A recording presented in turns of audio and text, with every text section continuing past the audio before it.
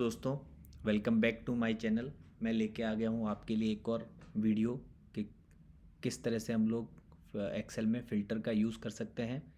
और वीडियो शुरू करने से पहले मैं आप सभी लोगों का धन्यवाद देना चाहूँगा कि जिस तरह से आप लोगों ने मुझे सपोर्ट किया, मेरे प्रयासों का सबको सराहा है, उसके लिए बहुत बहुत धन्यवाद। हम लोग आज का वीडियो शुरू करते हैं। तो सबसे पहले हम लोगों ने देखा कि हम लोग किस तरह से एक कॉलम में हम लोग फ़िल्टर लगा लगा सकते हैं। और इसी तरह से इसी में मैं और आगे बढ़ाते हुए बताता हूँ कि किस तरह से हम लोग मल्टीपल कॉलम्स में फ़िल्टर लगा सकते हैं। तो जैसे कि मेरे सामने ये डाटा अवेलेबल है, इसको मेरे को सपोज़ चेक करना है कि मेरे पास यहाँ पे कोई एक पर्टिकुलरली अजमेर का डाटा आ जाए और अजमेर में जो रिकवर्ड केसेस हैं उनका डाटा मुझे विजिबल हो जाए। तो मेरे को दो कॉलम में जाना है, ये रिकवर्ड हो गया। तो मेरे पास अभी जो डाटा है वो मेरे पास इस समय अजमेर में टोटल जितने भी केसेस थे उनमें से ओनली रिकवर्ड वाले जो केसेस हैं, ये एक्चुअली कोविड का डाटा है इसलिए इस तरह से दिख रहा है। तो जितने भी रिकवर्ड जो केसेस थे वो मेरे को दिख रहे हैं। और इसी तरह अगर मैं चाहूँ कि मुझे हॉस्पिटलाइज देखना है तो मेरे को कुछ नहीं करना है, यहाँ पे हॉस्पिटलाइज पे क्लिक करूँगा तो जो अभी हॉस्पिटल में है वो नंबर्स वो डाटा मेरे सामने आ जाएगा।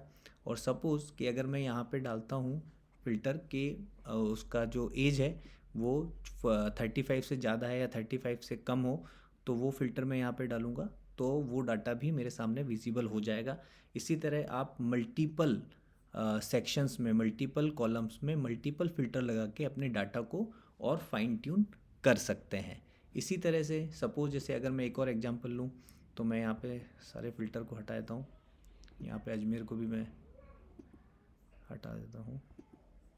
ओके, तो अभी सपोज़ मेरे को केसेस देखने हैं ओनली राजस्थान के, या सपोज़ मेरे को देखना है ओनली चंडीगढ़ के।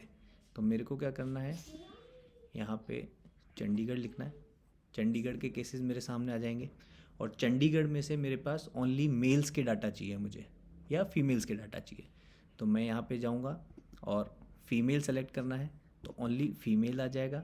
इसके बाद मेरे को इनमें से ओनली हॉस्पिटलाइज या रिकवर्ड का डाटा देखना है। तो रिकवर्ड का डाटा देखना है तो सबसे पहले मेरे को सेलेक्ट हो गया रिकवर्ड। तो ये 4 केसेस हैं जो कि रिकवर हो चुके हैं और इसमें से मेरे को देखना है सपोज़ ग्रेटर देन 60 एज। तो अगर आप देखेंगे ग्रेटर देन, यहाँ पर मुझे सेलेक्ट करना है ग्रेटर देन 70। तो 70 से एक ही जो पर्सन है उनका एज ज़्यादा है, या ग्रेटर देन और इक्वल टू करेंगे तो 70 को भी उसमें इंक्लूड कर लेगा। तो इस तरह से 2 डाटा मेरे पास अवेलेबल हो जाएगा। तो इस तरह से मल्टीपल डाटा हम लोग सेट कर सकते हैं और फाइन ट्यून कर सकते हैं, एग्जैक्ट डाटा फाइंड आउट कर सकते हैं कि किस तरह से हम लोग मल्टीपल सेल्स में फ़िल्टर लगा के उस डाटा को प्रोसेस करके और ज़्यादा हम लोग रिफाइन कर सकते हैं। होप ये वीडियो आपको पसंद आया होगा। मेरा साथ देते रहिए, अपने भाई का हौसला बढ़ाते रहिए। Thank you so much. मिलते हैं अगले वीडियो में। Thank you so much once again.